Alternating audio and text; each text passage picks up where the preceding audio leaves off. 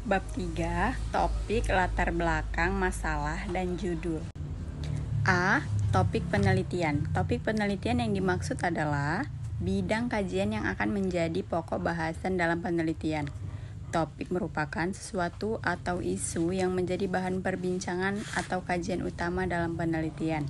Dengan telah diterapkannya topik atau bidang kajian penelitian, maka topik penelitian dapat dijadikan payung sekaligus sebagai pengendali keseluruhan dari proses penelitian. Keempat kriteria tersebut meliputi yang pertama nilai, kedua keasilaan, ketiga kepraktisan, keempat kesatuan. B. Latar belakang masalah. Masalah adalah kesenjangan antara apa yang seharusnya dengan apa yang dalam kenyataan sekarang. Sengaja tersebut dapat mengacu ke ilmu pengetahuan dan teknologi, ekonomi, politik, sosial, budaya, pendidikan, dan lain sebagainya. Penelitian diharapkan mampu mengantisipasi kesenjangan-kesenjangan tersebut. Titik awal suatu kegiatan penelitian adalah upaya merumuskan masalah penelitian. Rumus masalah penelitian bisa dibuat oleh seorang peneliti melalui beberapa kemungkinan latar belakang yang dibuat.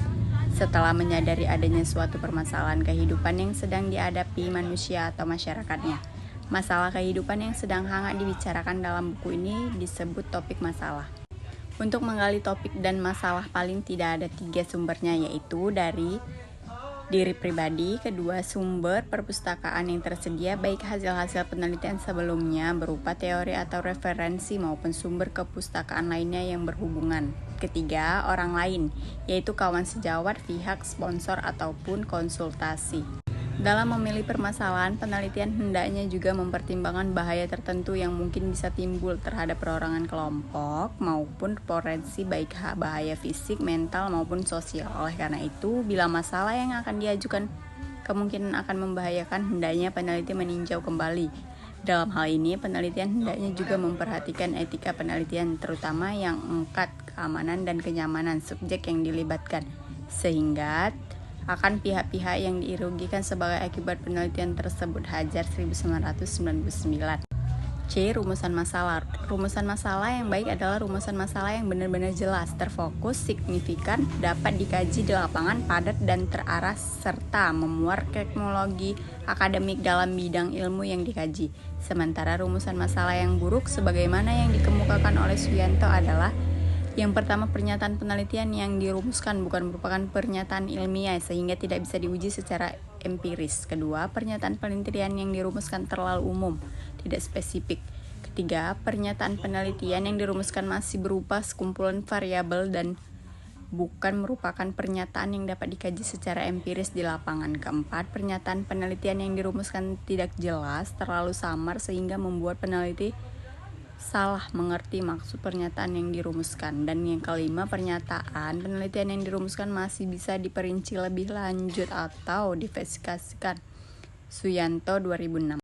Dalam merumuskan masalah ada beberapa jenis pernyataan yang dapat digunakan sesuai dengan tujuan penelitian masing-masing, yaitu pernyataan deskriptif, yaitu pernyataan yang ingin mencari jawaban mengenai gambaran suatu dengan menggunakan pernyataan apa, siapa, mengapa, dan bagaimana.